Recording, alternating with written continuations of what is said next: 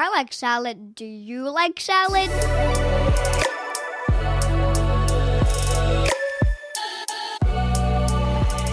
Hi, I'm Ho Shun Ho. I'm living in Vancouver, BC, Canada, unceded territory of Musqueam, Squamish, and Tsleil-Waututh nations. I'm an immigrant to Canada from China. Hey everyone, I'm Andrea coming to you from Victoria, but more importantly known as unceded Akwesasne territory of the Lekwungen-speaking peoples, the Songhees and Esquimalt First Nations, and I am an immigrant from the United States of America. And you're listening to Canadian Salad. Canadian Salad. Hello, welcome back to everyone to another episode of Canadian Salad. Did you ever say it salad? A salad. No. Salad. Is it like a French way of saying it? Maybe. I don't know French. I just know American. I could say it in American, like Canadian salad. That's different. The Southern. Salad. It's very nosy. Yeah. Yeah. But it is. It's Canadian salad. Yeah. The Mandarin word for salad is salut. Salut. Oh, Salut. like salute. Salut. Like salut. Salut. Not oo, but u. Salut. Lu. Yes. Amazing. I like that though, because that salute is like hello, like it's a greeting. Yeah, in French, yeah. So in Mandarin, yeah. Mm-hmm. Yeah. I'll remember that. Yeah. So now that because we translate the sound, obviously, yes, salad, because we don't have such a thing as a salad in our culture. So that's a foreign word for sure, because it's a foreign thing. It is. What would you call a salad if you had one? Like a combination of vegetables, lettuce. Would you call it anything? Stir fry. I love it. Oh my gosh. Canadian stir fry. That's our next podcast we do, Hoshin. It's Canadian stir fry. That's amazing. Today, we're going to talk about a topic that I think is really not talked about a lot. Would you say, Hoshin? I would say so too. Yeah. It's not a common topic. No. And it's a topic that unfortunately, a lot of us who come to Canada, newcomers, immigrants, refugees, whatever the pathway we chose, navigating the workplace, that's the topic, with our culture into this new work culture is incredibly challenging because there's so much that is not communicated to us as far as expectations or societal norms or workplace culture. It's loaded. Yeah, in many ways, the culture itself is not communicated, right? There's no brochure and telling you when you get into a country, here's our culture. By the way, this is here's a culture, read about it, and you know how to talk and what is a social cue in certain things, and you don't get a brochure, same as work culture. In many ways, you really have to be there, make mistakes, get yourself embarrassed and feeling awkward to all these things to learn about what is taboo, what is okay, what is not okay. Totally, yeah. It would be nice to have a brochure. I feel like I would love that. Oh, you're going to work here at the bank. Women are expected to be silent, so just get that out of your head right now. Oh, okay. Thanks. That brochure would be a long, big brochure. It would be huge. Oh, it would be, it would go out the door. Exactly. Because culture itself is big, right? Before we get into the topic, we want to give a little definition of what culture is. Yeah. Because I know it's a word we have been using and talking about for almost all our episodes. Yes. But I think it's important to understand culture itself is a very broad thing, obviously. But at the core of it is like a combination of deeply rooted patterns of our values, customs, attitudes, beliefs that distinguish one group from the other. So culture encompasses many things. It can be tangible, like clothes we wear, food that we eat, things we can see, or it can be very intangible, like values, attitudes, beliefs, religion, sometimes even relationships to our elders. Those are very intangible things you can't see. You just really have to learn to be there to know about it. But one thing that is common is it has to be something that can distinguish one from the other. Yeah, I love that definition because I do think culture, we don't know what our culture is until we're transported into a culture that's not what we grew up with. Right. Or when you like confronting differences, then you know, I guess that's the part that we're different. I guess that's the part that's uniquely to my culture. Right. Exactly. Like you and me. Right. Oh my gosh. Polar opposites. We are just north and south, east and west, yin and Yes, we yang. are. We are like one of the biggest differences. Like you're from an individualistic culture, I'm from a collective Yeah. culture. Sometimes when we talk about things or how things work, we realize, Mm-hmm. oh, that's how you think. Oh, that's how you think. Mm-hmm. And Yeah. and even like you grew up in a religious household, I grew up in a very atheist household. Mm-hmm. Like that also Mm-hmm. differences may real. At least that part of our culture is different. Right. Distinguish you and me. Right. Exactly. And those Hmm. differences don't make us lean apart. I feel like they make us lean in a bit more, Yeah, because they're, if you're if you're curious. curious, Yes. if big IF, yes, if you Yes. are curious, absolutely. Yeah. Yeah. Yes, because I think nowadays, sadly, a lot of people use or weaponize our differences. They do. They Yeah, do. as Yeah. a bad thing that Yeah. that give us enough reason to hate, to even kill, Right. to enforce violence just because Yeah. we're different. And I think this world is a beautiful world. It's not because we're the same. It's always because we're different. Hmm. You Hmm. never want to go to a garden just want to see one type of trees, you know? One One type of flower, all the flowers, gardens are like one flower. That would be one so, color. yeah, exactly. That would be so boring. But yeah, I mean, with the workplace culture though, you work in corporate, you've worked Yes, in private, public. I've been public and public. private. Yeah, Yeah, I've worked in nonprofit, I've worked private, I've worked corporate, I've worked, yeah, I mean, the gamut, right? We've all the gamut. experienced all of those. And every Yeah. single workplace does have a very different culture. I'm just curious, how would you see a workplace? And you probably see this just in your own experiences where you're walking into your workplace and you understand what the Hmm. culture is. How do you navigate your own culture when you walk into that room? I think it's always difficult. That's why it's Yeah. always been like a thing. Like every company always talk about this buzzword like synergy. How can we just have this Synergy. synergy? Yeah, this synergy between the employee and the workplace culture, corporate culture. That's why it's Hmm. such a buzzword because it's like people realize it's a difficult thing, but it's an important thing. Right. And I think before getting into deeper, I think it's important to talk about that cultural dialect is introduced Okay. by this person called Edward Hall. A lot of people who study Edward. Edward cultural Hall. theory, yeah, would know We'll this include the person. link. Yes. Edward Hall, while he's a very old researcher, so a lot of things that he introduced, I personally don't agree anymore Sure. or don't like. It's like really outdated. But this idea of cultural dialect is very interesting and very important in the sense of navigating my culture and work culture. Yeah. He introduced every subculture, every group has their own dialect. Think about when you were introduced to a new friend group. You really have to learn how this friend group behave, how they Sure. react each other to understand Sure. what is the norm of this group, what is the Sure. taboo of this group. And Sure. that itself is a dialect that you have to learn. Same as when you Mm-hmm. go to workplace, all right?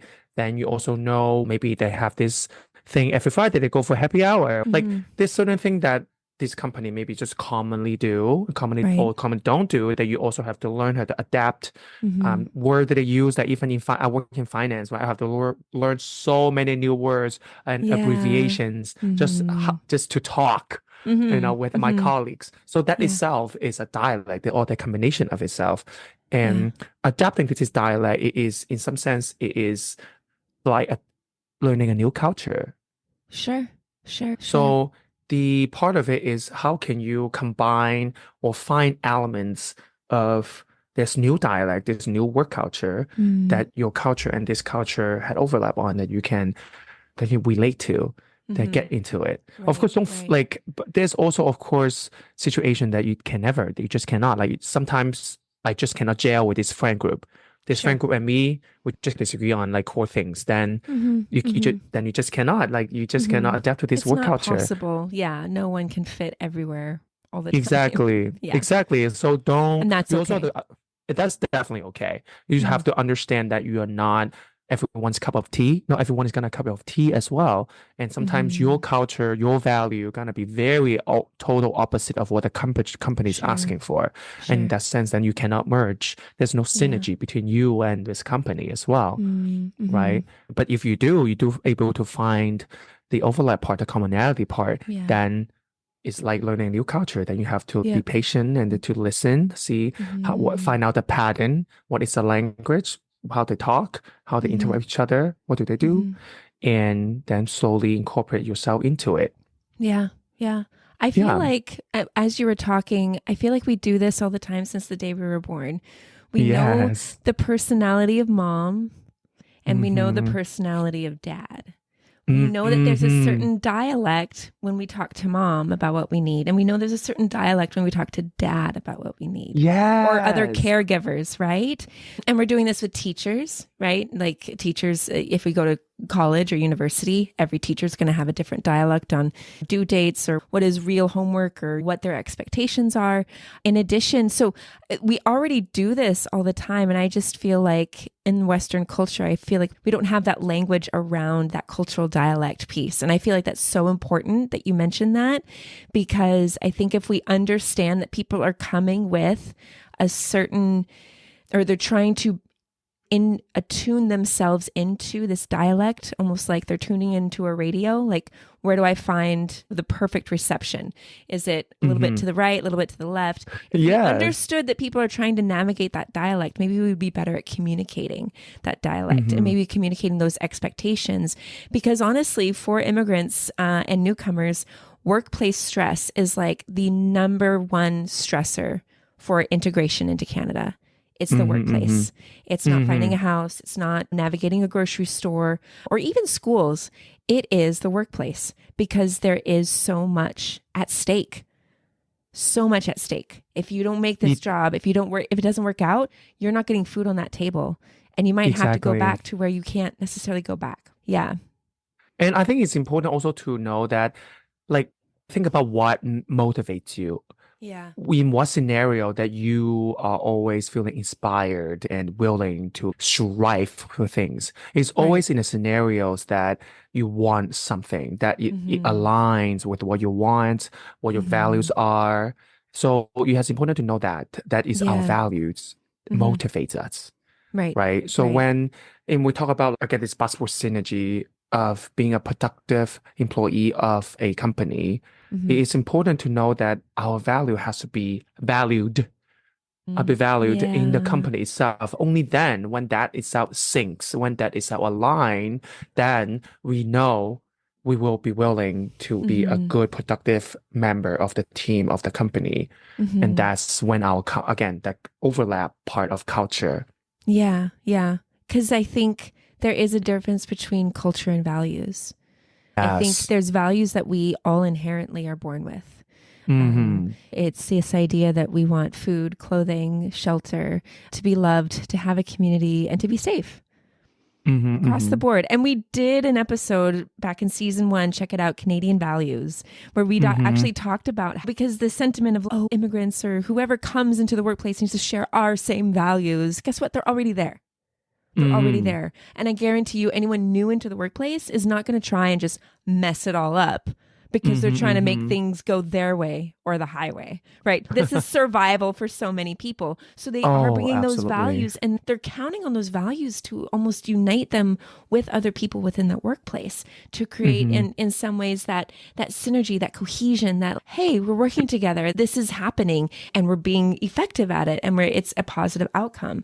So exactly to your point, I feel like our values motivate us, and we have a lot of those values that really can connect our cultural differences and variances in a way that I think is really healthy in a workplace. Yes, I agree. Yeah, yeah. So then I have a question, and this might be, I don't know if it has an answer, but then would you say, what about professionalism? Is that cultural? Oh, that is definitely cultural. I think professionalism is very cultural. Yeah. I think every country, even every company itself have a different idea of definition and interpretation of what professionalism is. I always think about when I was working in Japan, their idea of professionalism is very different than the professionalism in Canada, for example. When I was working in Japan, it's expected in some sense. It's not spoken. It's never in your contract or anything, but it's almost expected that you never leave before your boss. If your boss still in the office till 9 p.m., you still have to stay there. You never leave before your supervisor, because it's seen as bad behavior. Wow. Yeah. And for them, And that's that's considered professionalism. professional. Yeah. Yeah, you are considered a good employee, a productive employee. If you stay there, that's Yeah. considered professionalism. Not here. If No. no, I don't People would be think. writing letters of complaint like, you need to let your staff go. Like, they have a Yeah, life. This is illegal. You got to pay them I know. overtime and all this stuff. Yeah. Exactly. The HR might be involved, by the way, your employee is staying way too Yeah. late. Like that itself is a Yeah. great example of Yeah. professionalism is very cultural, like from country to country. I would say even to a very even micro perspective from company to company can be very different too. Yes. I like maybe for example in tech industry they're famous for have really laid back, you can wear like flip-flops and wear even Sure. shorts to work and that's fine, they're seen as very professionalism. If I go to work, again I work in finance, if I go to work flip-flops and shorts, my Right. HR would talk to me. So, They would.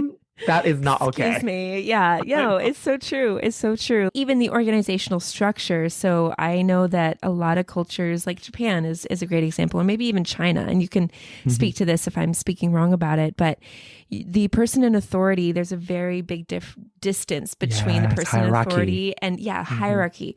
Whereas in North America, it's very much in many spaces, private, non-private, public, corporate, nonprofit, it's this flattened hierarchy or flattened structure where the executive just wants to be good buddies with everyone that's around him. Like, we're all the same, we're all equal, we're all at the table kind of a thing. And so those are two very different structures. But within each of those, there is a culture of professionalism that is developed. And I think professionalism is a social construct. I feel like, to your point, like it's developed based on the societal structure, but also social economics, right? Like just even the dynamics that we share. It might be, again, just if you're working in like big wealth or if you're working in nonprofit, those things, or even who your audience is and who your client is, that's going to really dictate the kind of culture that organization has. So yeah, I liked hearing that professionalism is cultural, because I feel like some people who have a more narrow mindset would say someone from so-and-so country isn't going to be as professional. They might not enact the professional standards you've set for yourself. It doesn't mean they're an idiot, though. It doesn't mean they can't adapt. It doesn't mean that they don't come with no professionalism at all. Come on. Yeah. Like, you had to have some professionalism even just to apply to come to Canada. Are you kidding me?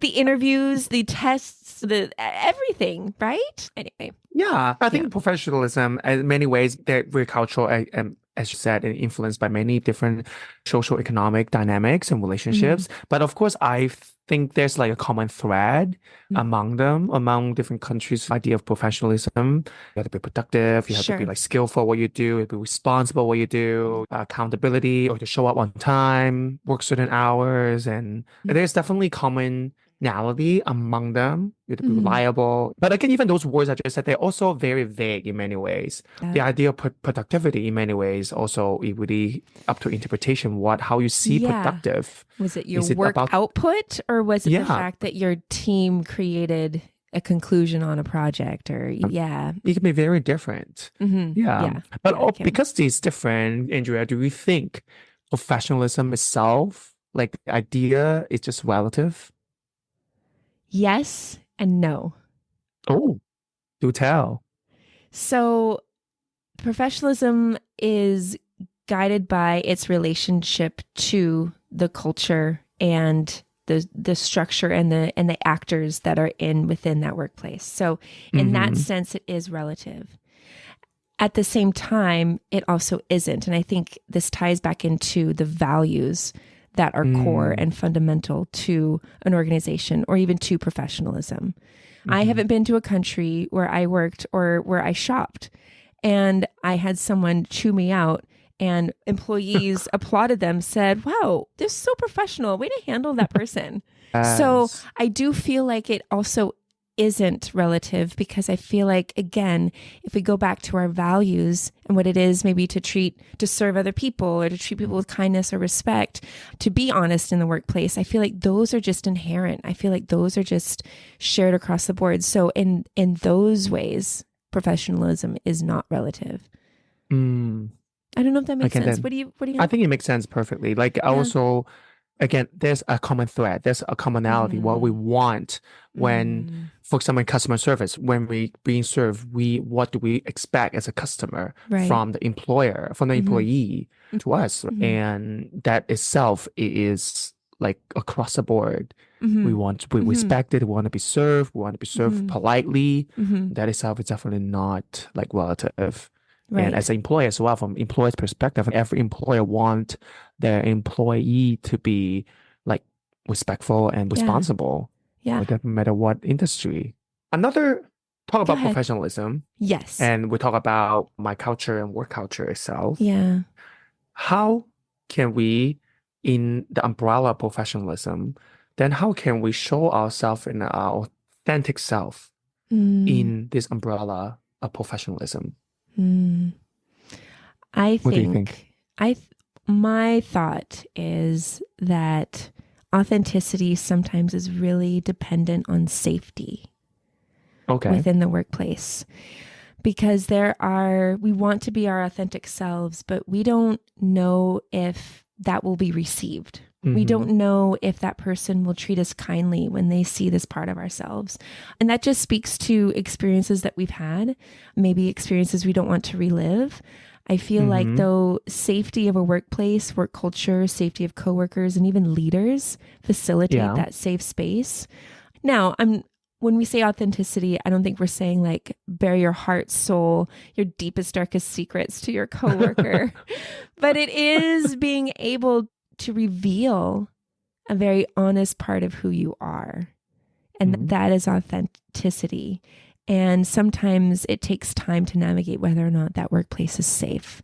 That's what I think about like authenticity within professionalism in the workplace. What about you, Hoshin? I think you kind of mentioned about being authentic doesn't mean you have to put every part of yourself just lay out on the table for everyone to see. Right. Because we are complex beings. We're like an onion. Yeah. There's many layers of us. We contain multitudes. We can be many stinky. things. We can make things taste good. Yes. We can make people cry, We can be a mess. We can be responsible. We can be a romantic, but also loves killer movies. Yes, I don't know, exactly. like scary movies. Because we contain multitudes, that means we get to choose kind of what part of ourselves, what kind of authentic self we want to kind of showcase in different scenarios. I often tell my friends, like when I go to work, my masculine side usually gets to show. Sure. Yeah, I code switch. It's also another term that we commonly use of a code switch. I have different codes for me, and a code switching depends on what scenario I'm in. If I'm in a career space, more of my feminine side will gonna come out. But in my workspace, a very masculine side will gonna come out. And that both of my feminine and masculine energy, that code belong to me. Both are authentic to me. Yeah. But then because so-called professionalism requires me to be in a certain self. And I know that self, that masculine self of mine, I feel safe be in that space. So that's why I put that authentic self to that, under that professionalism kind of requirement. And on the contrary, if I put my feminine self on that workplace, it just make me feel unsafe, make me feel uncomfortable in so many ways, because I know that in my workplace, that profession does not call, for me at least, to wear a little skirt, to paint my nails, to talk in a high pitch and use girl to everyone, like to use I'm girl. just imagining an investor like working with you, and you're in your little crop top. I know, like girl, so sign this paper with my nails, just showing, yeah, exactly, yeah. So both authentic to me. I just get to choose which authentic self that I get to put in work. Into work, and that make me feel safe, feel productive, and feel appreciated and valued. Would you say it also helps you not feel like you're losing your identity or losing your culture, losing your sense of self by choosing which parts of your authentic self to reveal? I think that is a very deep question and very good question. I think it's a balance. I think if I work a long hours, I say, every day or even week, let's say I work 18 hours a day, 7 days a week, I don't have much time for my feminine side to have a place to release, to be. I think I won't feel true to myself. I think the fact that I only get to be at work 8 hours a day, Yeah. but then the rest of time I can be whatever I want. It depends what scenario, again, social setting I put myself in. I think that itself, yes, allows me to keep my masculine side, to know that side of me still exists, and that, but I don't have to like force to only rely on that Right. side of myself to work, for example, just to work. And so yes and no to that question. Yeah. Yes, that because it's how it lays out only 8 hours a day that makes me keep in tune with it, make a place for me to be. But also, on the contrary of it, if that's the only thing I got, I think at the opposite, I would lose myself in that sense. Yeah. Yeah. Thank you for Yeah. What about asking you? such a difficult question. For me, No, it is. I think it's a good question too. It is. Like I often tell my friends, like I have a code switch at work, and I think a lot of my friends also like very queer and open spaces. I guess they don't necessarily have that question of which side of them they want to be. They maybe always just show one, I don't know, multiple side at different times. I don't know, but I know that I have that in different setting or show different sides of myself. Yeah. No. What about you? Yeah, for sure. Within male-dominated workspaces, I'm on a few boards, and there's some pretty strong men in some of these boards, and I do have to tap into a type of masculinity in order to feel respected, in order to feel heard, in order to feel confident. Otherwise, that's not going to happen. I would say on the flip side, coming from an extreme place of privilege, this is something that I am working on, but I know a lot of white people don't even think twice about. We don't code switch for the audiences that we're talking to. We just assume we're the professional, we know everything, and I don't have to worry at all how I sound or what I am saying, because everything I have to say is fine and it's not problematic at all. And I feel like when I've noticed that when I actually heard a woman who was confessing, she was a white woman, and she was just saying that she had messed up. She was speaking in front of a group of colored women and felt really terrible at something she said. And her really good friend, who was also a woman of color, said, that's because of your privilege. You've never had to think about the audience that you're talking to. You've never had to think about your behavior in front of a group of people. And I feel like that's something that white people never are thinking about. We're always just, everyone's fine with me and everything that I have to say. Whereas people of color, people from diverse backgrounds, cultural backgrounds, gender diversities, like everyone is always trying to navigate, okay, who's my audience? Okay, straight white man. Okay, this is the side of me that I can only let out, or I can't let out any side of me. And I feel like on the flip side, white spaces, predominantly white spaces, don't allow for that authenticity to thrive, because we just assume everyone's fine with the way that I think of it and want it. I do feel like that cultural dialect in the workplace needs to be two-sided. I feel like white people or white leaders need to have that posture of understanding what they're saying and the impact that it has, because it's hurt a lot of people and it's gotten companies, it's lost a lot of dollars because of that. So, yeah.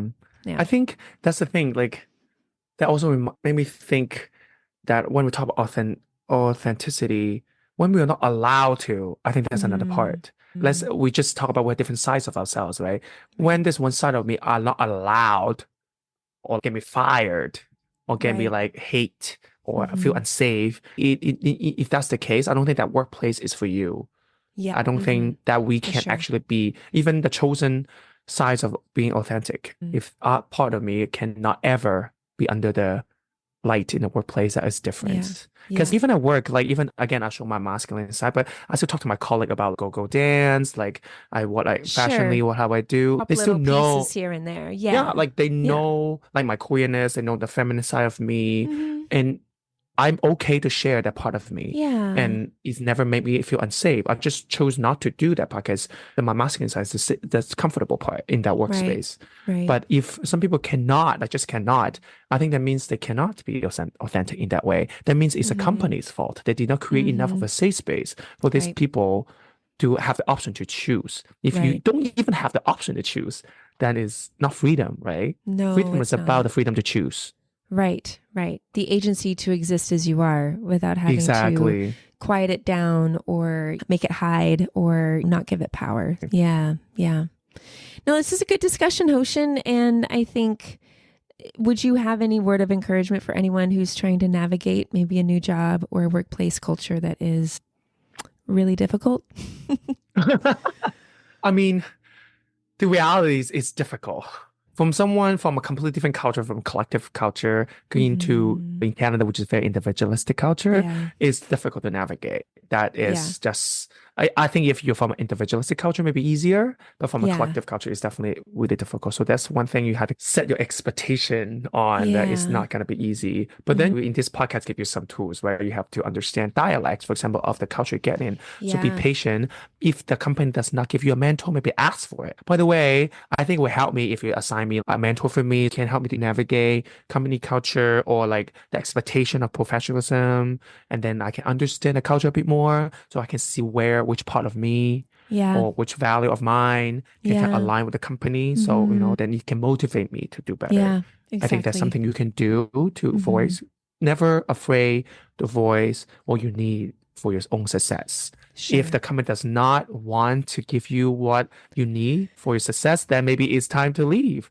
And I understand that it sounds very privileged to say that you have the option to leave. More than often, you don't have the option to leave. Right. Then in many ways, then maybe you just stuck there until you find another job. Sure. Yeah. Yeah. That's how I do, at least. That's true. Yeah. Because make sure you have food on your table first, obviously. Right. And then if that company really does not align, which sadly say sometimes it does not. Not all companies are going to align with what you need and what you want. Right. Then you can have the job first and then continue looking for other thing that aligns for you. It's that sometimes it's like finding a partner. It's not for gonna be like a one time thing and it's just like forever. Right. Yeah. It's like in fairy tales it happens. Yeah. It is. It happens in fairy tales. In real life, it rarely happens that way, but it takes work.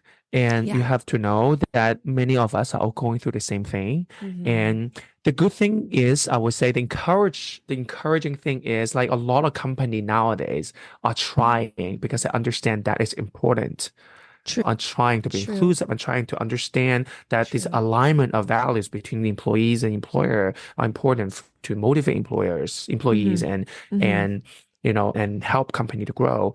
Like they're also changing even the conversation about leadership. We need to have more women, have more diversity.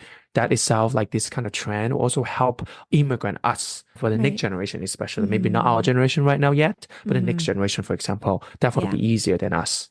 Yeah, for sure. Yeah. Thank you. What about you? Do you have any words of encouragement? I would just say take care of yourself. I feel like sometimes we don't know what we need when we're navigating new spaces. And sometimes it might be sleep.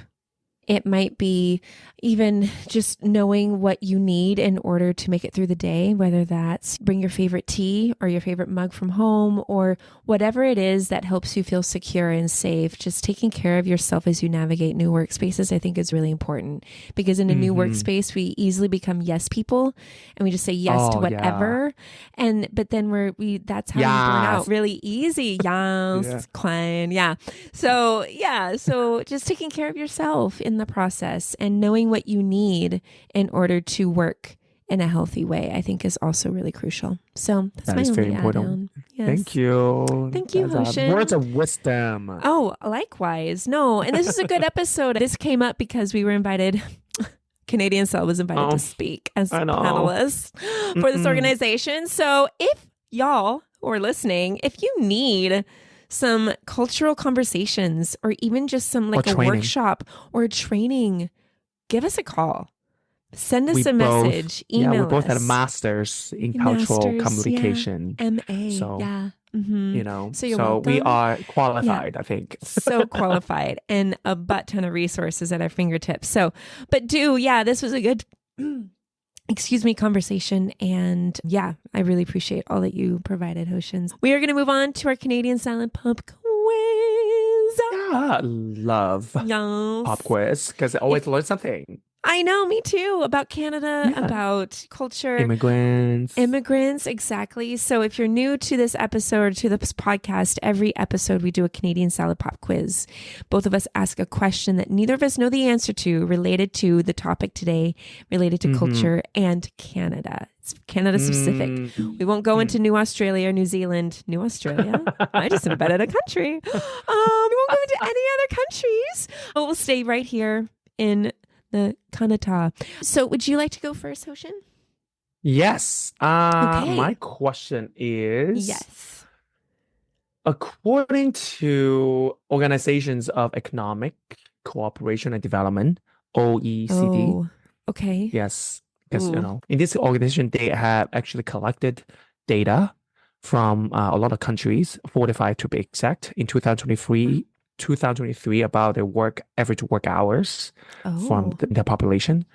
And because that data, my question is, what do you think is Canada's place in the list of most overworked countries in the world? Ooh. Out of 49, you said? 49 countries? 45. 45. And the top being like the most hours Overworked. that you work. Overworked. Yeah, most overworked. Yeah. I want to say maybe Canada's in the middle, like 22. 22. Yeah. Final answer? Final answer. Sorry, I wish. Really? Is Canada's number 7. Overworked. 7? Canada. Get out. Oh my I know. gosh. No, really? It is. It's crazy. Wow. This data is from 2023. Okay. The report is released 2024, but the data is from 2023. Interesting. Canada's average work hour is 1,865 in 2023. I believe that's a year. Is it yearly? I hope that's a year. If that's a month, goodness. We need some major work reforms in this country. It is. Yeah. It is a 10% increase from last year, from 2022. We keep increasing. Goodness. Yeah. Oh my gosh. Wow. I know. Wow. And the number 1 is Mexico, 2,207 hours. Really? Mexico? Mexico, yeah. Interesting. Huh. I don't think that's right. Well, Canada, stop There's no overworking. way. I mean, I know why people overwork, because the cost of living is high. No shade on true. anyone working a lot. Gosh, not at all. Maybe they're multiple jobs kind of situation. Yeah, maybe. So, all right. Well, that's the data. That is the data. Thank you very much. My question to you is, Hoshin, this is data coming from 2022.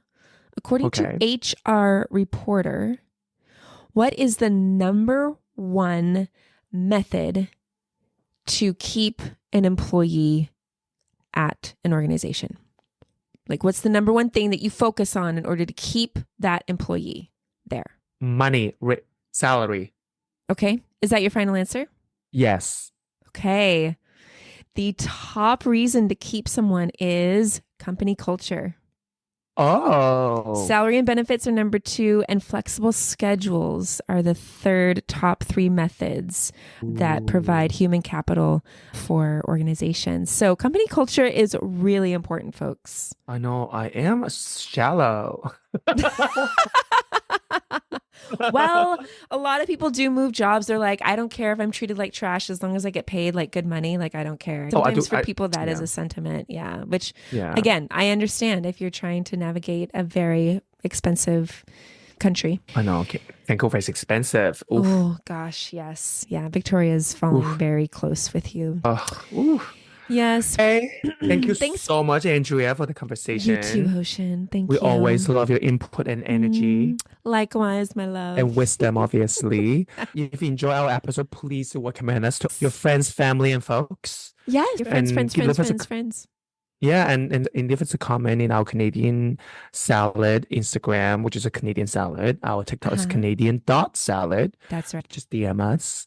Or you can leave us a message in our podcast too. Give us a 5-star rating because we deserve that, obviously. We are amazing. We are, and you are welcome. And do stay in touch. Let us know if there's topics that you'd like to hear too. We'd love to capitalize on those. So anyway, Thanks so much, everyone. Thank you, Hoshin, and we'll talk to you next week. I'll talk to you next week. Bye. Okay, bye. Canadian Salad is written and produced in British Columbia, Canada by Hoshin Ho and Andrea McCoy. Theme music is by Naver Avetyan from Pixabay.